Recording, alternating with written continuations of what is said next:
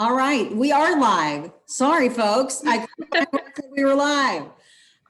Good morning, everyone. I'm Connie Hayworth. I'm the Executive Director at St. Anthony's Senior Living, and welcome to the Joy of Aging. At St. Anthony, we believe there is great joy in aging because there are so many resources available to us to make our aging better. Every year, something new comes out, and I'm here to welcome Stephanie King with EmpowerMe. Hello, Stephanie. Hello. Yes. You're welcome.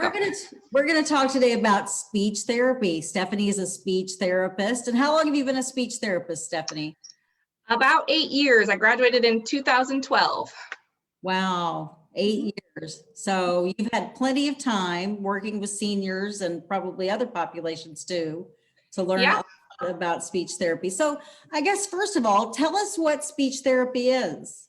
Well, as a speech therapist, we work to assess, diagnose, and treat disorders in speech, language, cognition, social communication, and swallowing in adults and in children. Great. And what kind of conditions would benefit from speech therapy? Yeah, some of the diagnoses we work with frequently would be dementia, traumatic brain injury, stroke, Parkinson's, any type of seizure disorder, or any type of mild cognitive impairment that may impact a person's memory, safety, or word finding skills. Great. Well, my father is 91 and he has Alzheimer's. And I would say word finding is one of the things that frustrates him the most, because he's still, his dementia is not that bad, but he still knows. So he knows that he doesn't know the word, and it really frustrates him. It really gets him so frustrated. And so that's really an amazing thing that speech therapy can do, to help. So tell me a little bit about, specific to dementia and Alzheimer's, what does that look like? How does speech therapy help with those diagnoses? Yeah, so, with Alzheimer's or with dementia, there's no cure. We're not going to stop it, obviously, but we do have some compensatory strategies we can train, especially with memory. We can train internal strategies such as maybe repetition or association or visualizing things in your head, things like that. Or external strategies. Maybe we put up a sign that says, don't forget to use your walker when you walk.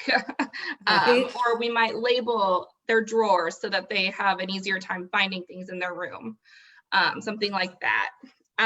We also work on problem solving, trying to minimize those falls, help with their safety.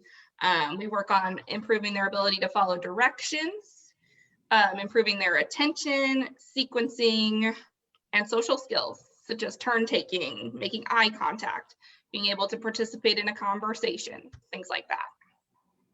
Very nice. Yeah.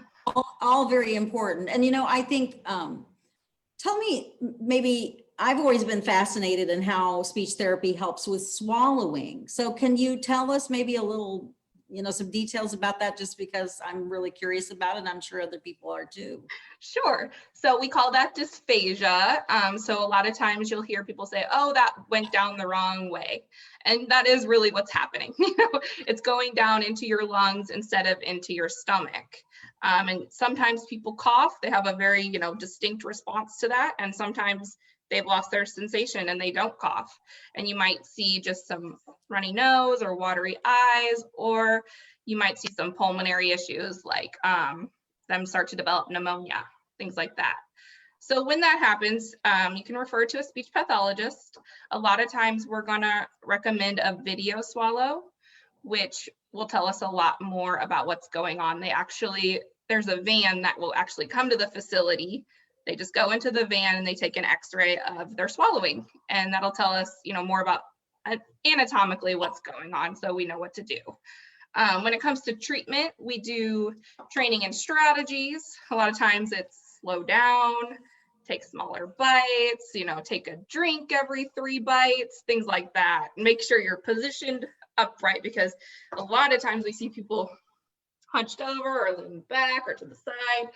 So we want to make them straight as much as possible. We also have swallowing exercises that we can do.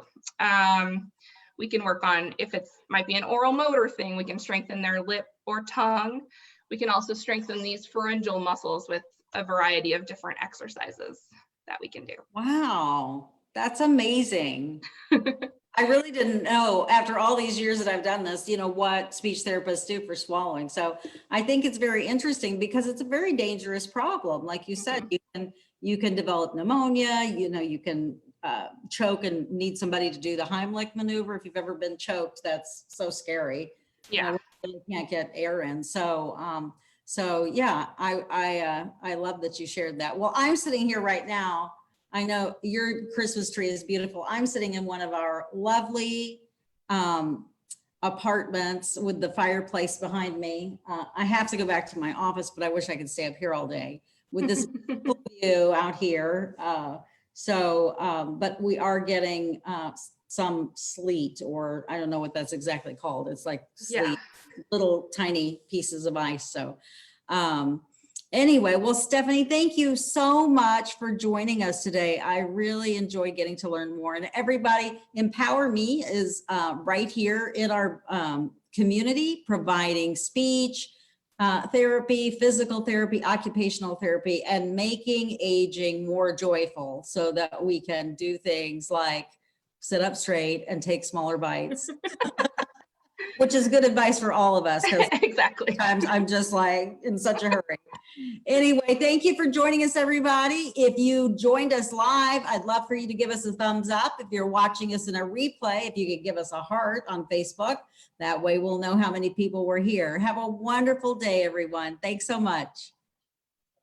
Thank you. Thanks for having me. Yes.